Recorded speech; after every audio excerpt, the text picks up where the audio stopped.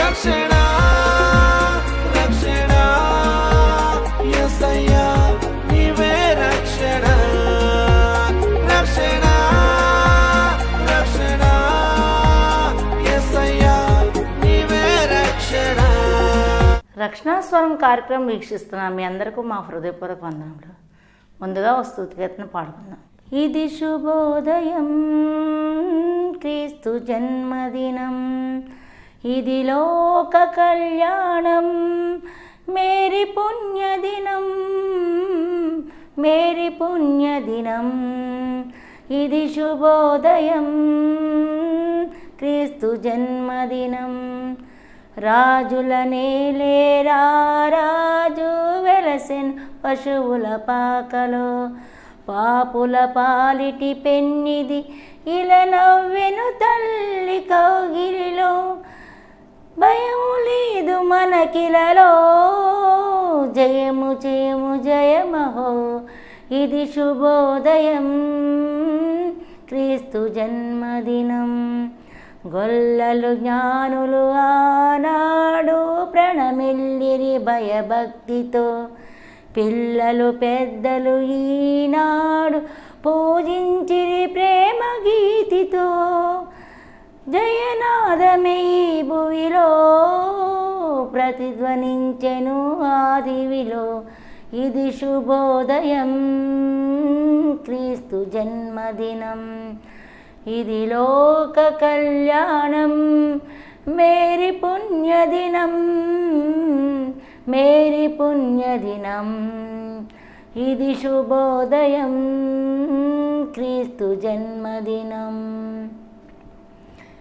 ఇప్పుడు బ్రదర్ యేసరత్నం గారి వాక్యోపదేశాన్ని మీరు వింటారు.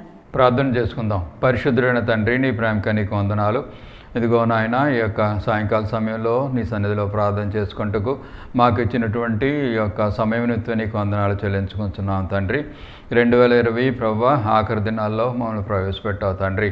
నాయన, ఈ యొక్క కోవిడ్ నుంచి మా నాయన భయంకరమైన నెలలు తండ్రి మా మీద నుంచి దాటిపోవడానికి నువ్వు చేసిన సహాయం నిమిత్తం నీకు వందనాలు నాయన. నీ వాక్యం చెప్పడానికి నాలో ఏ యోగ్యత లేదు ప్రభా. ఎంతో అపవిత్రుడిని నాయన, నీ రక్తంతో నన్ను శుద్ధీకరించండి, నీ పరిశుద్ధాత్మతో నన్ను నింపండి ప్రభా. యొక్క వాక్యం ఇచ్చిన వారితో నీవు మాట్లాడండి, నేను గొప్ప కార్యాలు జరిగించు నాయన. నిన్ను హత్తుకుని జీవించేవారుగా మాలో ప్రతి ఒక్కరిని చేయండి నాయన. నీ సన్నిధి మాతో ఉంచండి. నీవే సమస్త మహిమ ఘనత ప్రభావం పొందమని యేసునామం దొరుకుతున్నాను తండ్రి, ఆమెన్. మనల్ని దేవుడు ఈ యొక్క క్రిస్మస్ దినాల్లో మనల్ని ప్రవేశపెట్టినందుకే దేవునికి మనం ఎంతో స్తుతించాలి. ఎందుకంటే ఈ యొక్క కరోనా వైరస్ COVID-19 రావడంతో అనేక మంది, లక్షల మంది మన యొక్క దేశంలో చనిపోయారు. దేశంలో మొత్తం ప్రపంచంలో చూసినట్లయితే అనేక మంది ఎంతో గొప్పవారు, ఎంతో ధనవంతులు చనిపోయారు. అయితే దేవుడు తన యొక్క ఉచితమైన కృప చొప్పున మనల్ని అందరినీ కూడా సజీవుల లెక్కలో ఉంచి ఈ క్రిస్మస్ సీజన్లో మనల్ని ప్రవేశపెట్టారు. క్రిస్మస్ అంటే మొత్తం ప్రపంచం అంతా జరుపుకుంటారు. అది ఎంతో సంతోషకరమైనటువంటి విషయం. ఎందుకంటే యేసుప్రభు వారు పరలోకాన్ని వదిలేసి మన కోసం మనల్ని జన్మించారు. ఎందుకు? మనల్ని అందరినీ కూడా రక్షించడానికి. క్రిస్మస్ అంటే సంతోషకరమైన విషయమే, కానీ క్రిస్మస్ అంటే ఒకటి ఉంది. క్రిస్మస్ అంటే విడుదల. విడుదల మనల్ని అందరినీ కూడా సైతాను నుంచి, పాపం నుంచి, లోకం నుంచి విడిపించడం కోసం యేసుప్రభు వారు శరీరధారే మన మధ్యకు వచ్చారు. మనం ఏంటంటే చిన్నప్పుడు క్రిస్మస్ అంటే ఏంటి? చిన్నప్పుడు క్రిస్మస్ అంటే పిల్లలకి అంతా ఏంటి? కొత్త బట్టలు. తర్వాత ఏంటంటే ఇంట్లో క్రిస్మస్ చెట్టు వేసుకోవడం, ఆ క్రిస్మస్ చెట్టుకి ఏంటంటే గ్రీటింగ్లు అవి కట్టడం, తర్వాత ఇల్లంతా డెకరేట్ చేసుకోవడం, తర్వాత ఏంటంటే స్టార్ పెట్టుకోవడం. పూర్వం చూసినట్లయితే ఈ యొక్క ఏవి అమ్మేవారు కాదు. ఈ క్రిస్మస్ ట్రీ కూడా ఎక్కడికి వెళ్ళి దాని కొమ్మ కొట్టుకొచ్చి ఇంట్లో వేసి తర్వాత వాటికి ఎన్నిటికి గ్రీటింగ్స్ కట్టడం, ఇంట్లో డెకరేషను అన్ని రంగు కాగితాలు కొన్ని కట్ చేసి మనమే ఇంట్లో వాళ్ళమే మనం చేసుకోవాలి. స్టార్ కూడా మనమే తయారు చేసుకోవాలి. ఈ రోజుల్లో అయితే మొత్తం అన్నీ కూడా రెడీమేడ్ వచ్చేసాయి. అన్నీ కూడా costly things readymade. Christmas tree కూడా రెడీమేడ్ వచ్చేసింది. అలాంటి పూర్వం అయితే అలా ఉండేది. కాబట్టి క్రిస్మస్ అంటే చిన్నపిల్లలకి కొత్త బట్టలు, తర్వాత అలాగుంది చిన్నపిల్లలకి. పెద్దోళ్ళ విషయంలో అయితే క్రిస్మస్ అంటే అది కాదు. క్రిస్మస్ అంటే మనకు ఊహ తెలిసిన వాళ్ళకి అందరికీ కూడా క్రిస్మస్ అంటే అది కాదు. క్రిస్మస్ అంటే విడుదల. ప్రభువారు దేనికోసం వచ్చారు ఈ లోకానికి? విడుదల. సైతాన్ నుంచి, లోకం నుంచి, పాపం నుంచి మనల్ని మనల్ని విడిపించడానికి విడుదల కలగజేయడం కోసం ఆయన వచ్చారు. కాబట్టి మనం ఏంటంటే క్రిస్మస్ అంటే ఒక ఎంజాయ్ చేయడం, సంతోషం, తర్వాత సంవత్సరానికి ఒకసారి మనం జరుపుకోవడం కాదు. మనకు డబ్బులన్నీ ఖర్చు పెట్టేసి బట్టలు కొనుక్కోవడం, తర్వాత ఇల్లు డెకరేట్ చేసుకోవడం, ఇంకా లేకపోతే కొత్త వస్తువులు కొనుక్కోవడం, అది కాదు క్రిస్మస్ అంటే మనం ఏంటంటే దాని యొక్క అర్థం వేరు. ప్రభువారు దేనికోసం వచ్చారనేది మనం ఏంటంటే ఈ యొక్క క్రిస్మస్ అర్థాన్ని ఏంటంటే మనం పెద్దవారం కూడా చాలామంది మిస్ అయిపోతున్నాం. క్రిస్మస్ అంటే మిస్ అయిపోతున్నాం. మనం అలా ఉండకూడదు. ఎందుకంటే ఈ యేసు ప్రభువారు ఈ యొక్క లోకంలోనికి ఎందుకు వచ్చారు? తండ్రి అయిన దేవుడు ఆయన పంపారు. ఆయన పంపి దేనికోసం? మనుషుల యొక్క రక్షణ కోసం, మనుషుల్ని ఈ యొక్క పాపాల నుంచి వాటి నుంచి విడిపించడం కోసం యేసు ప్రభువారిని ఈ లోకంలోనికి పంపారు. కన్యమరియ గర్భంలో ఆయన జన్మించారు. పరిశుద్ధాత్మ వల్ల గర్భం ధరించింది మరియ. ఈ విధంగా ఏంటంటే ఆయన వచ్చిన పర్పస్ ఏమిటి? మనల్ని విడిపించడానికి. మనం ఏంటంటే ఆ పర్పస్ని మనం మిస్ అవ్వకూడదు. మనం ఈ యొక్క క్రిస్మస్ దినాల్లో మనం ఏం చేయాలి? మనం దేవుని గురించి ఆలోచించాలి. దేవుని యొక్క కార్యం గురించి ఆలోచించాలి. ఆయన్ని తండ్రి అయిన దేవుడు ఎందుకు పంపించారు? మనం చూసినట్లయితే యొక్క క్రిస్మస్ ఈ యొక్క దేవుని యొక్క యేసుప్రభు వారి యొక్క పుట్టుక ఏంటంటే ఎంతో కాలం క్రీస్తు పూర్వం 4000 సంవత్సరాల్లోనే ఆయన యొక్క ఆగమనం ఆయన యేసుప్రభు వారి గురించి ప్రస్తావించబడింది. ఎందుకంటే తండ్రి అయిన దేవుని చేతిలో ఏంటంటే ఈ విశ్వం అంతా ఉంటుంది. విశ్వం అంతా ఆయన సృష్టించారు కాబట్టి విశ్వం అంతా ఆయన చేతిలో ఉంది. తర్వాత చూసినట్లయితే ఈ యొక్క భూమి ఇవన్నీ కూడా వీళ్ళందరూ కూడా ఆయన చేతిలో ఉన్నారు. తర్వాత కాలం చూసినట్లయితే యుగాలు యొక్క టైం పీరియడ్ యుగాలు కూడా ఆయన చేతిలో ఉంది. కాబట్టి ఏంటంటే ఆయనకి ఏది కూడా కష్టం కాదు, ఏది కూడా అసాధ్యమైంది కాదు. ఇప్పుడు యేసుప్రభు వారు ఏంటంటే ఎంత మాత్రం మానవుడు కాదు, ఆయన దేవుని యొక్క కుమారుడు. తండ్రి ఆయన్ని మన భూమి మీద పంపుతున్నారు. అందుకని ఏంటంటే క్రీస్తు పూర్వం 4000 సంవత్సరాల క్రితమే దేవుని యొక్క ప్రస్తావన మనకి తెలియజేయబడింది బైబిల్లో. సో ఏంటంటే మానవుల గురించి ఎట్టి పరిస్థితుల్లో కూడా ఇంత ముందుగా 1 సంవత్సరం ముందే మనం పలానా చోట పలానా వాళ్ళు పుడతారు అని మనం చెప్పలేం, ఎవరు కూడా చెప్పలేం. ఎందుకంటే మనం మానవులం, ఇంకో మానవుని గురించి మనం ఏ విధంగానూ చెప్పలేం. యేసుప్రభు అంటే దేవుని కుమారుడు కాబట్టి ఆయన ఎప్పుడు భూమి మీదకి వస్తారు, ఎక్కడ పుడతారు, ఏ స్థలంలో పుడతారు, ఆయన పుట్టడానికి ఏ గుర్తులు మనకి ముందుగా కనపడతాయి అనేది దేవుని వాక్యంలో మనకి ఆల్రెడీ రికార్డు చేయబడింది. ఎందుకంటే మనకి ఎంత ఆశ్చర్యం, ఎందుకంటే యేసుప్రభు వారు దేవుని కుమారుడు కాబట్టి. ఆదికాండం 3వ అధ్యాయము 15వ వచనంలో మనం చూసినట్లయితే, ఆదికాండం 3వ అధ్యాయం 15వ వచనం అంటే సృష్టి ఆరంభంలోనే యేసుప్రభు వారి గురించి ప్రస్తావించబడింది. 15వ వచనం చూసినట్లయితే ఆదికాండం 3వ అధ్యాయము 15వ వచనం, మరియు నీకును స్త్రీకిని నీ సంతానమునకును ఆమె సంతానమునకును వైరము కలగజేసేదను, అది నిన్ను తల మీద కొట్టును, నీవు దానిని మెడ మీద కొట్టుదు అని చెప్పాను. అది అంటే కింద ఏమనుంది? ఆయన అంటే ఎవరు? యేసుప్రభు వారు. యేసుప్రభు వారు ఏం చేస్తారంట? నిన్ను తల మీద కొట్టును అంటే సైతాన్ని యొక్క యేసుప్రభు వారు సిలువలో మరణించడం వల్ల ఏం చేశారు? సిలువను మోసి సిలువ మీద మరణించడం వల్ల ఏం చేశారు? సైతాన్ యొక్క తల చెదగొట్టారు. అది ఏంటంటే క్రీస్తు పూర్వం 4000 సంవత్సరాల క్రితమే చెప్పబడింది. అది అంటే ఆయన నిన్ను తల మీద కొట్టును, సైతాన్ని తల చెదగొట్టారు ప్రభువారు. అందువల్ల ఏంటంటే మనం భయపడనక్కర్లేదు. ఏంటంటే సైతాన్ యొక్క తల చెదగొట్టబడింది, నీవు దానిని మెడ మీద కొట్టుదు అని చెప్పాను. అంటే ఈ యొక్క మనుషుల్ని ఈ యొక్క పాము ఏంటంటే మడి మీద కరుస్తుందని అంటారు. ఎక్కువ దాని యొక్క ప్లేసు అక్కడే మడి మీద కరుస్తుంది యొక్క పాములు. అది ఏంటంటే 3000 సంవత్సరాల క్రితమే యేసుప్రభు వారి యొక్క ప్రస్తావన వచ్చింది. ఎందుకంటే ఆయన యొక్క సైతాన్ని తల మీద కొడతారని 4000 సంవత్సరాల క్రితమే ప్రస్తావించబడింది. ఏంటిది? యేసుప్రభు వారు దేవుని కుమారుడు కాబట్టి ఈ విధంగా ఉంది. తర్వాత మళ్ళీ యేసుప్రభు వారి గురించి ఇంకో ప్రస్తావన ఎప్పుడు వచ్చిందంటే సంఖ్యాకాండం 24వ అధ్యాయము 17వ వచనం. 17వ వచనంలో చూసినట్లయితే ఆయనను ఇక్కడ బిలాము ఆయన గురించి ప్రవర్తిస్తున్నాడు. ఆయనను చూస్తున్నాను కానీ ప్రస్తుతం ఉన్నట్టు కాదు, ఆయనను చూస్తున్నాను కానీ సమీపం ఉన్నట్టు కాదు. ఆయన అంటే యేసుప్రభు వారిని తను చూస్తున్నాడు. బిలాము చూస్తూ ప్రవర్తిస్తున్నాడు అనమాట. ఆయనను చూస్తున్నాను కానీ ప్రస్తుతం ఉన్నట్టు కాదు, ఆయనను చూస్తున్నాను కానీ సమీపమున్నట్టు కాదు. నక్షత్రము యాకోబులో ఉదయించును, రాజదండం ఇశ్రాయేలులో నుండి లేచును. ఇక్కడ చూసినట్లయితే బిలాము క్రీస్తు పూర్వం 1452 సంవత్సరం 1452 సంవత్సరాలు యేసుప్రభువారు పుడతారనగా ఈ యొక్క బిలాము ప్రవచించారు. ఏంటి? నక్షత్రము యాకోబులో ఉదయించును, తర్వాత రాజదండం ఇశ్రాయేలులో నుండి లేచును. నక్షత్రం అంటే ఏంటంటే యేసుప్రభువారు పుట్టినప్పుడు ఒక నక్షత్రం వచ్చింది. ఒక నక్షత్రం అంటే ఇక్కడ ఇది యేసుప్రభువారికి ముంగుర్తుగా ఉందన్నమాట. అంటే యాకోబు యొక్క అబ్రహాం సంతానం నుంచి యేసుప్రభువారు వస్తారని చెప్పడం అన్నమాట. నక్షత్రం యాకోబులో ఉదయించును, రాజదండము ఇశ్రాయేలులో నుండి వచ్చును. ఇశ్రాయేలులో నుండి యేసుప్రభువారు యూదాగోత్రంలో నుంచి వస్తారు. అంటే రాజదండం ఆయన ఏంటంటే ప్రజలందరినీ కూడా ఏళ్తారు.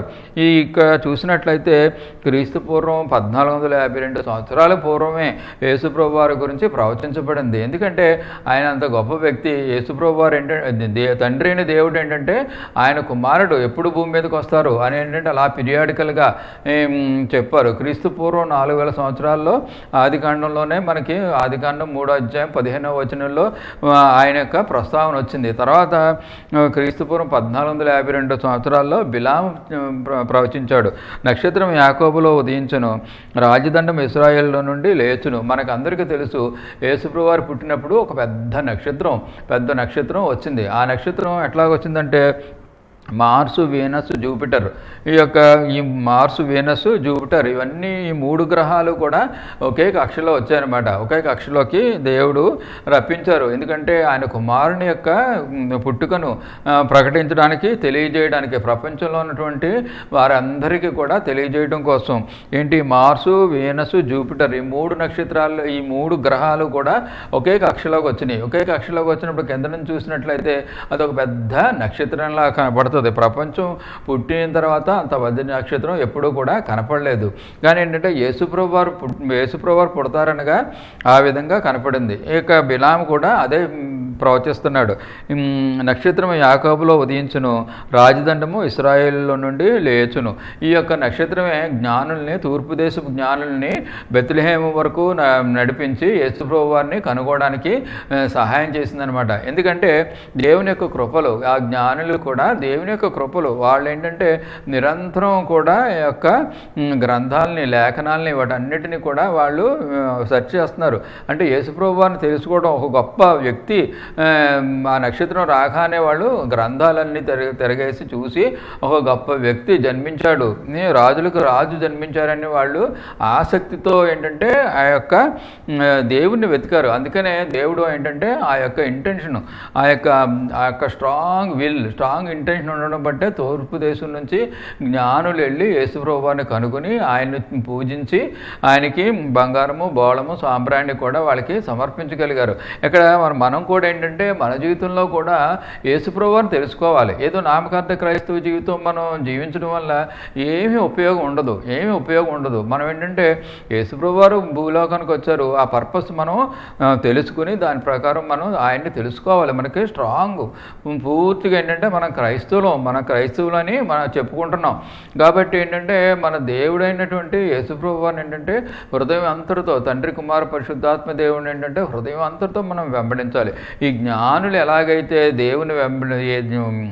జ్ఞానులు ఎలాగైతే తూర్పు దేశం నుంచి అంత ప్రయాసపడి ఎలాగైతే దేవుని కనుగొన్నారో అలాగే కూడా మన జీవితంలో ఏంటంటే దేవుణ్ణి వెంబడించాలి, దేవుని కనుగోవాలి, దేవుణ్ణి ప్రేమించాలి. మనం ఏంటంటే ఈ యొక్క క్రిస్మస్ అంటే మనకి ఆయన వచ్చినటువంటి పర్పస్ మన జీవితంలో మనం సర్వ్ చేయాలి. అంతేగాని ఏంటంటే క్రిస్మస్ అంటే ఏదో బాహ్యంగా సంతోషిద్దాము, బాహ్యంగా చేద్దాము అనేది కూడా ఎంత మాత్రం కూడా దేవునికి ఇష్టమైనటువంటి కార్యం కాదు.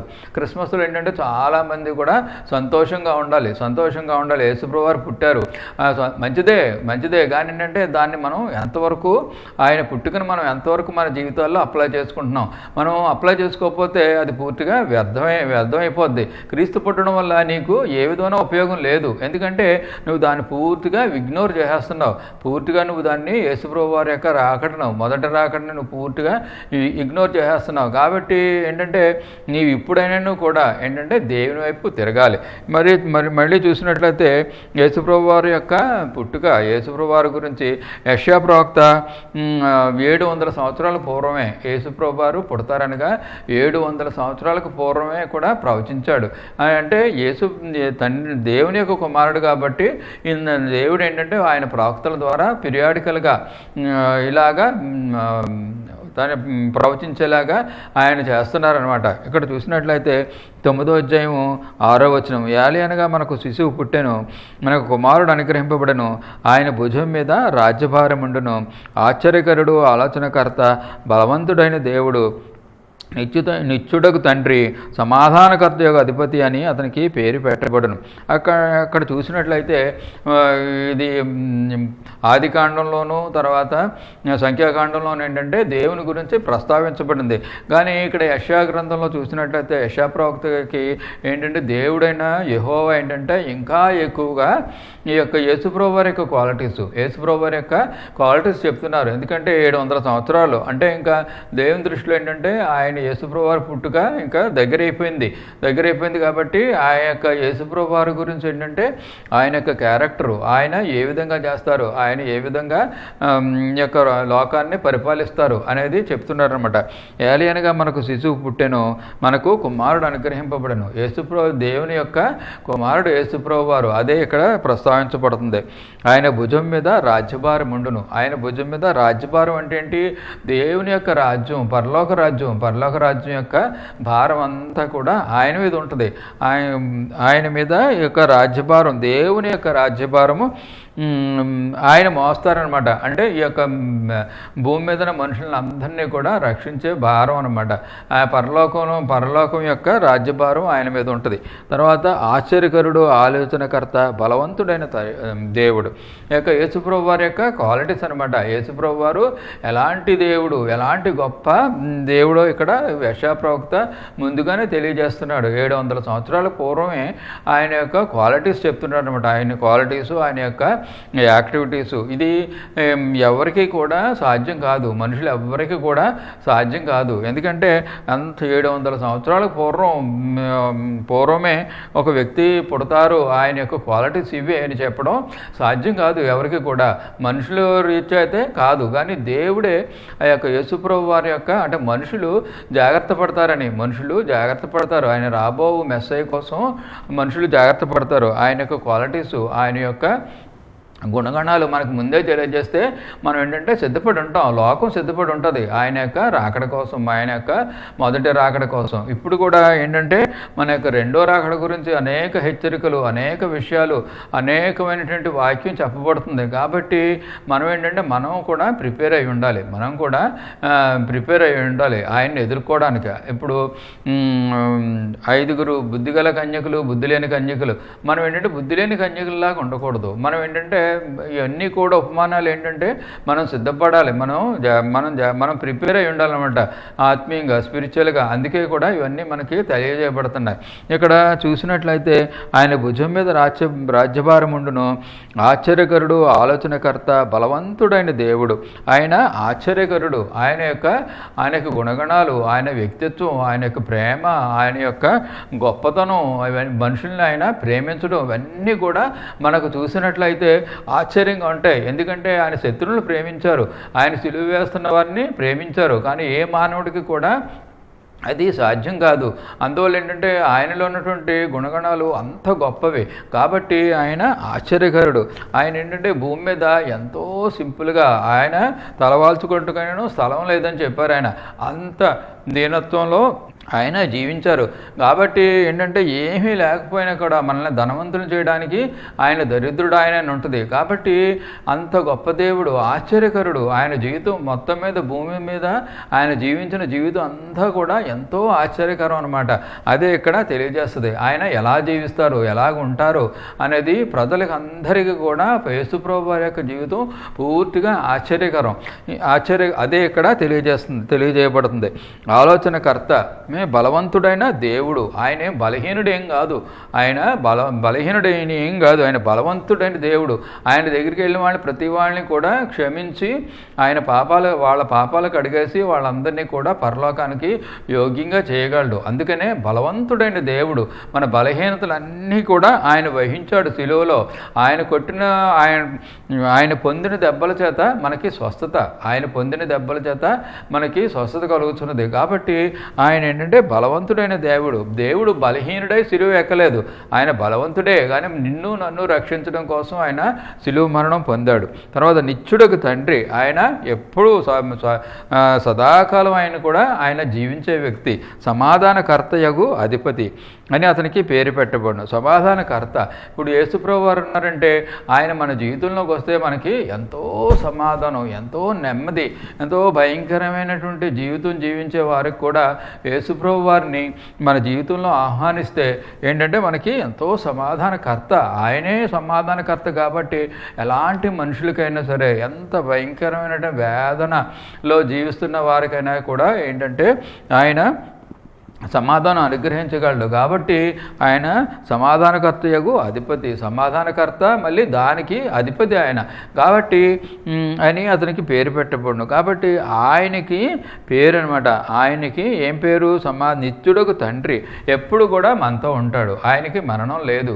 ఆయన శిలువ మరణం పొందినప్పటికీ కూడా పునరుద్ధరణై 3వ దినాన లేచారు. సో ఆయనకి ఏంటంటే నిత్యుడకు తండ్రి. ఆయన ఎల్లప్పుడూ సజీవుడు.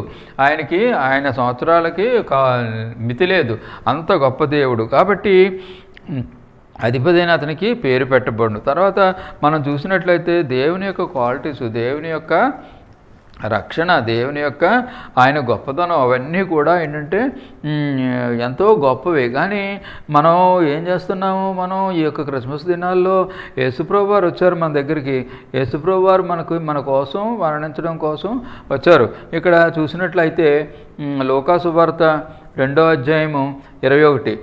ఆ శిశువునకు సున్నతి చేయవలసిన 8వ దినం వచ్చినప్పుడు గర్భమందు ఆయన పడక మునుపు దేవదూత చేత పెట్టబడిన యేసు అని పేరు ఆయనకి పెట్టిరి. ఆయనకి ఏం పెట్టారు? యేసు అని పేరు పెట్టారు. యేసు అంటే రక్షకు. కింద చూసినట్లయితే యేసు అని శబ్దంనకు రక్షకుడని అర్థం. అంటే ఈ యొక్క యేసుప్రభు వారు, యేసుక్రీస్తు ప్రభు వారు, క్రీస్తు అనే శబ్దానికి అభిషక్తుడు, తర్వాత ఆయన రక్షకుడు. కాబట్టి ఈ క్రిస్మస్ దినాల్లో ఇంత గొప్ప దేవుడు మనకి వచ్చాడు, మనకి అనుగ్రహింపబడ్డాడు. కాబట్టి మనం ఏంటంటే మనం ఏ విధంగానూ కూడా ఆయనకు గొప్పదనాన్ని, ఆయన యొక్క రక్షణ కార్యక్రమాన్ని కూడా మనం ఇగ్నోర్ చేయకూడదు. ఇక్కడ చూసినట్లయితే మనం అంచెదినాల్లో ఉన్నాం. అంచెదినాల్లో చూసినట్లయితే అంచెదినంలో ఇక్కడ 2 తిమోతి 3వ అధ్యాయం 1 నుంచి 6, 2 తిమోతి 3వ అధ్యాయం 1 నుంచి 6 చూసినట్లయితే అంచెదినాల్లో ప్రజల యొక్క మెంటాలిటీస్, ప్రజల యొక్క స్వభావం ఎలా ఉంటుందో ఇక్కడ చూపెట్టబడింది. అంత్యదినములలో అపాయకరమైన కాలములు వచ్చునని తెలుసుకొనుము. ఎలాగనగా మనుషులు, అంటే ఇక్కడ మనుషుల యొక్క క్యారెక్టర్, మనుషులు ఎట్లాగున్నారో ఇక్కడ తెలియజేస్తుంది. స్వార్థ ప్రియులు. నిజంగా స్వార్థం అనేది ఈ రోజుల్లో ఏంటంటే బాగా ఎక్కువైపోయింది. ధనాపేక్షలు, ధనం. ఇప్పుడు ఏంటంటే ప్రతి వారికి డబ్బు కావాలి. Richest man in the world కూడా డబ్బు కావాలి, పూరెస్ట్ ఆఫ్ ది పూర్ కూడా డబ్బు కావాలి. పూర్కి ఏంటంటే వాళ్ళకి డబ్బు లేక డబ్బు కావాలి, వీళ్ళకి ఏంటంటే రిచ్ మ్యాన్ కంటే డబ్బు ఉండి డబ్బు కావాలి. ఇంకా ఎక్కువ target richest man in the world అయిపోవాలి. అలాగా సెకండ్ ప్లేస్లో ఉంటే ఫస్ట్ ప్లేస్కి వెళ్ళిపోవాలి రిచెస్ట్లో. అలా థర్డ్ ప్లేస్, ఫోర్త్ ప్లేస్లో ఉంటే ఏంటంటే మళ్ళీ వాళ్ళు ఏంటంటే ఫస్ట్, వాళ్ళైతే ఆ యొక్క పొజిషను, ఆ 4th ప్లేసో 5th ప్లేసో అది నిలబెట్టుకోవాలి. అలాగే ప్రతి వారికి కూడా డబ్బు కావాలి, డబ్బు. అందుకనే ప్రతి వాళ్ళకి డబ్బు కాబట్టి ఈ యొక్క రేట్లు ఇవి కూడా అంతగా ప్రతి వాళ్ళు వాళ్ళ చేతిలో ఉన్నటువంటి రేట్లు వాళ్ళు పెంచేసుకుంటున్నారు. ఈ సర్వీసెస్లో కూడా వాళ్ళు ఆ సర్వీసెస్ కూడా దానికి ఎక్కువ రేట్ చెప్పేయడం, ఎక్కువ ఇది చెప్పేయడం, ఊహించినంత రేట్లు పెంచేసుకుంటున్నారు. అది ఏం తెలియజేస్తుందంటే ధనాపేక్ష. ఇప్పుడు క్రైస్తవులుగా ఏంటంటే మనకి ఈ క్వాలిటీస్ ఏమి ఉండకూడదు. ఈ క్వాలిటీస్ అన్నింటి నుంచి కూడా మనం విడుదల పొందాలి. విడుదల పొంది ఏంటంటే మన మారు మనసు, రక్షణ, పాపక్షమాపణ పొందాలి. ఎందుకంటే ఈ క్రిస్మస్ సీజన్లో యేసుప్రభు వారు మన దగ్గరికి వచ్చారు. యేసుప్రభు వారు మన దగ్గరికి వచ్చి లోకంలోకి వచ్చారు. ఆ యొక్క పర్పస్ మన జీవితంలో నెరవేర్చి ఆయన చుట్టూ తిరగాలి. ఇప్పుడు ప్రతివారు కూడా ఏ స్థితిలో ఉన్నా కూడా, ఏ వయసులో ఉన్నా కూడా నువ్వు మారుమనసు పొంది ఏంటంటే ఊహ తెలిసినప్పటి నుంచి పాపాలన్నీ ఒప్పుకోవాలి. పాపాలు ఒప్పుకొని మనం ఏంటంటే ఈ భూమి మీద ఉన్నంతకాలమే మనం ఏదన్నా పశ్చాత్తాపడినా ఏం చేసినా కూడా మనకు ప్రయోజనం. ఒకసారి మనం ఏంటంటే నిత్యత్వంలోకి వెళ్ళిపోతే మనం ఎంత పశ్చాత్తాపడినా దానివల్ల ఎటువంటి ఉపయోగం ఉండదు. నరకంలో ఏంటంటే అందరూ పశ్చాత్తాపడతారు. నేను దేవుని వాక్యం చెప్పబడుతున్నప్పుడు నేను మారవలసింది, నేను వినవలసింది, దేవుని హత్తుకుని జీవించవలసింది, అయ్యో నేను నా భార్య పిల్లల కోసం నేను ఈ విధంగా పాడైపోయాను, ఈ విధంగా వాళ్ళ మెప్పు కోసం, లేదా చుట్టాలు, లేదా రిలేటివ్స్, లేకపోతే సొసైటీలో నేనేదో ఉన్నతమైన స్థానం లేదా గొప్ప స్థానం, సొసైటీలో కూడా నేను చాలా ఇదిగా ఉండాలి, తర్వాత భార్య పిల్లల ఎదురుగుండా నేను గొప్పవానిగా కనపడాలి, ఫ్రెండ్స్ రిలేటివ్స్లో నేను గొప్పతనంగా కనపడాలని అనుకుని మన జీవితాలను మనం నాశనం చేసుకుంటున్నాం. దేవుని మార్గంలో నుంచి మనం తప్పిపోతున్నాం. మనం ఆ విధంగా ఉండకూడదు. ఎందుకంటే మనం ఇక భూమి మీద మన వాక్యం ఇంతుండగానే మన జీవితాన్ని సరి చేసుకుని ఆయన వైపు తిరగాలి. యేసుప్రభు వారు వచ్చినటువంటి పర్పస్ని మనం డిఫీట్ చేయకూడదు. ఈ క్రిస్మస్ సీజన్లో మనం విడుదల, క్రిస్మస్ అంటే విడుదల మనం పొందాలి. మనం విడుదల పొందినప్పుడే మనం క్రిస్మస్ని అర్థం చేసుకున్నట్టు. లేకపోతే అందరితోటి కలిపి ఎంజాయ్ చేసేయడం, తాగడం, ఆ విధంగా క్రిస్మస్ రోజున తాగే వాళ్ళు ఉంటారు కొంతమంది. ఎంత విచారం! ఎందుకంటే నువ్వు అలా చేస్తే ఏంటంటే సైతాను బంధకాల్లో ఉన్నావు. అంటే సైతాన్ చెప్పినట్టు నువ్వు క్రిస్మస్ ఆచరిస్తున్నావు అనమాట. అంతేగాని దేవుని చెప్పినట్టు కాదు. ఇక్కడ చూసినట్లయితే మనుషుల గురించి అంచె దినాల్లో మనుషులు ఎలా ఉంటారు, ఈ యొక్క లక్షణాలు మనలో ఉన్నాయా, అన్ని లక్షణాలు ఉన్నాయా, లేకపోతే ఒక 10 ఇందులో సకానికి పైగా లక్షణాలు మనలో ఉన్నాయా, మనం వెరిఫై చేసుకుందాం మన జీవితాన్ని. వీటన్నిటి నుంచి మనం విడుదల పొందాలంటే యేసుక్రీస్తు యొక్క రక్తం, యేసుప్రభు వారి యొక్క రక్తంలో మనం కడగబడాలి. మనం రియలైజ్ అవ్వాలి. మనం ఏంటంటే అన్ని విషయాల్లో మనం రియలైజ్ అవుతాం. మన యొక్క రక్షణ విషయంలో మాత్రం మనం ఎంతో మూర్ఖంగా ఉంటున్నాం. కానీ ఆ మూర్ఖత్వం నుంచి మనం విడుదల పొందాలి. ఇప్పుడే మనం ఈ క్రిస్మస్ సీజన్లోనే మనం విడుదల పొందుతాం. ఇక్కడ మనుషులను చూసినట్లయితే స్వార్థప్రియులు, ధనాపేక్షలు, బెంకములాడువారు, అహంకారులు, దోషకులు, తల్లిదండ్రులకు అవిధేయులు. చాలామంది ఈ రోజుల్లో ఏంటంటే పిల్లలు తల్లిదండ్రులకు బాగా అవిధేయులు అవుతున్నారు. సహజంగా పిల్లల యొక్క మనస్తత్వం ఎలా ఉంటుందంటే తల్లి తండ్రికి ఏమీ తెలియదు. వాళ్ళు ఎంత చదువుకుని ఎన్ని ఉద్యోగాలు, ఎంతో వాళ్ళు డాక్టర్స్ అయినా, ఇంజనీర్స్ అయినా, లేకపోతే ఇంకోటి ప్రొఫెసర్స్ అయినా, పిల్లలకి ఎలా ఉంటుందంటే మా డాడీకి మా మమ్మీకి ఏమీ తెలియదు అనుకుంటూ ఉంటారు. అంతే అనుకుని వాళ్ళు ఏంటంటే ఎంతో మూర్ఖంగా ఉండిపోతూ ఉంటారు. కానీ ఏంటంటే మనకి ఇక్కడ దేవుని వాక్యం ఏం చెప్తుంది? తల్లిదండ్రుల మాట ఖచ్చితంగా వినాలి. తల్లిదండ్రులకు అవిధేయులు, కృతజ్ఞత లేనివారు. కృతజ్ఞత అనేది ఏంటంటే ఈ రోజుల్లో అసలు ఎక్కడా కనపట్లేదు. ఒక థ్యాంక్ యూ అని ఎవరు చెప్పలేకపోతున్నారు. అపవిత్రులు, అనురాగరహితులు, అతిద్వేషులు, అపవాదకులు, అజితేంద్రియులు, క్రూరులు, సజ్జన ద్వేషులు, ద్రోహులు, మూర్ఖులు, గర్వాంధులు, దేవుని కంటే సుఖానుభవంను ఎక్కువగా ప్రేమించేవారు. దేవుని కంటే సుఖానుభవం, మోకాళ్ళు వేసి ప్రార్థన చేసుకోవడానికి పడుకుని ప్రార్థన చేసుకుందాంలే అనే మనస్తత్వం ఇప్పుడు ఎక్కువగా వచ్చేస్తుంది. ఎందుకంటే దేవుని కంటే వీళ్ళు సుఖానుభవం ఏంటి, చర్చికి వద్దులే రేపు వెళ్దాంలే, చలిగా ఉంది కదా వాతావరణం, ఇలాగా అనేసుకోవడం. ఏంటంటే మోకాళ్ళు వేసి ప్రార్థన చేసుకోకుండా ఏదో కంఫర్ట్గా సోఫాలోనో లేకపోతే మంచం పడుకునో ప్రార్థన చేసుకోవడం, ఇవన్నీ కూడా ఏంటంటే ఇవన్నీ మన కోసం ఎప్పుడో వ్రాయబడ్డాయి. దేవుని కంటే సుఖానుభవం ఎక్కువగా ప్రేమించ పైకి భక్తి గలవారై ఉండి దాని శక్తిని ఆశ్రయించిన వారిని ఎందురు. నిజంగా పైకి ఏంటంటే చాలా భక్తిగా కనపడతారు, కానీ లోపల చూసినట్లయితే ఏమీ కూడా ఉండదు. ఇట్టి వారికి విముఖుడివై ఉండుము. ఏంటి ఇక్కడ తిమోతికి పరిశుద్ధుని పౌలు చెప్తున్నాడు అంటే ఈ క్యారెక్టర్స్ ఉన్న వాళ్ళందరికీ, అంటే చాలామందిలో ఏంటంటే ఇందులో చాలా క్యారెక్టర్స్ ఉంటున్నాయి. మనం అంచె దినాల్లో ఉన్నాం, కానీ వీటి నుంచి మనం విడుదల పొందాలంటే ప్రభు దగ్గరికి రావాలి. క్రిస్మస్ సీజన్లో యేసు ప్రభు వారు జన్మించారు కాబట్టి మనం ఆయన దగ్గరికి వచ్చి ప్రార్థన చేసుకుంటే దేవుడు మనకి వీటన్నిటి నుంచి విడుదల మనకి అనుగ్రహిస్తారు. కాబట్టి మనం యొక్క సైతాను బంధకాల్లో ఉండకుండా లోకం మీద మీద పాపం మీద మనకి శరీర కార్యాల మీద మనం ఈ క్రిస్మస్ సీజన్లో జయం పొందుదాం. అప్పుడే క్రిస్మస్కి నిజమైనటువంటి అర్థం ఉంటుంది. దేవుడి మాటలను దీవించును గాక. ప్రార్థన చేసుకుందాం. పరిశుద్ధుడైన తండ్రి, నాయన క్రిస్మస్ సీజన్లో మమ్మల్ని ప్రవేశపెట్టినందుకు నీకు వందనాలు. నాయన 2020 అంతా కాపాడి 2021లో మమ్మల్ని ప్రవేశపెట్టు. నీ సన్నిధి తోడుగా ఉంచు నాయన. ఈ యొక్క వాక్యం నాయన, విన్న వాక్యం మనుషుల యొక్క హృదయాల్లో ఫలించినట్లు చేతండి. గొప్ప కార్యాలు జరిగించు నాయన. ఎవరు విడవబడ్డానికి ఇష్టం లేదు తండ్రి. మేమందరం పరలోకానికి వెళ్ళాలి. నీ సన్నిధి మాతో ఉంచు. నీ యొక్క వాక్యాన్ని సైతాన్ని ఎత్తుకుపోకుండా నీవే కాపాడు. నీవే సమస్త మహిమ ఘనత ప్రభావం పొందుమని యేసు నామములో అడుగుచున్నాను తండ్రి. ఆమెన్. ఇంతవరకు మీరు బ్రదర్ జయరత్నం గారి వాక్యోపదేశం విన్నారు కదా. మీ అందరికీ శుభం కలిగిన ఆశిస్తున్నాను. ప్రతి మంగళవారము రాత్రి 8:30 నుంచి 9 గంటల వరకు ఇదే ఛానల్లో మీరు తప్పక వినగలరని ఆశిస్తున్నాను. దేవుడికి మిమ్మల్ని దీవించిన ప్రైజ్ ద లార్డ్.